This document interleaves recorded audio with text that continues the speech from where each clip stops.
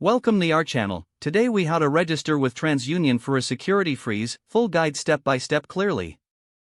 Start by visiting the TransUnion website. Look for the section on security freezes.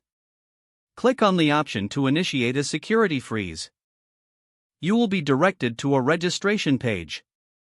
Provide your personal information as required. Enter your name, address, date of birth, and social security number. Make sure all details are accurate to avoid delays. Create a unique PIN for your security freeze. This PIN will be essential for managing your freeze later. Select your preferred method of verification. You can typically choose from email, phone, or postal mail. If you choose email or phone, follow the verification steps provided. After verification, you will receive confirmation of your freeze.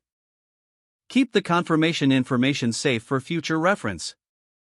If needed, check the status of your security freeze on the website. This can help you ensure that your personal information is protected. If you need to lift or remove the freeze, return to the same section. Use your unique PIN to manage your security settings. It's advisable to review your credit report regularly, even with a freeze. Remember, a security freeze does not affect your credit score. Now you have taken a crucial step in protecting your identity. Take proactive steps to safeguard your financial information. If the page does not load, refresh the browser or try again in a private or incognito window. Make sure you are using the correct email address, then retype it carefully to avoid small typos.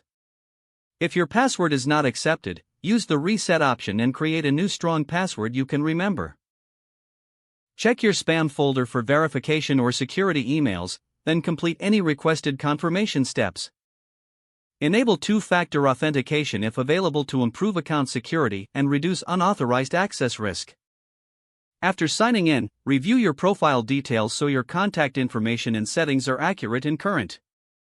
Don't forget to like this video and subscribe to our channel for more step-by-step tech guides.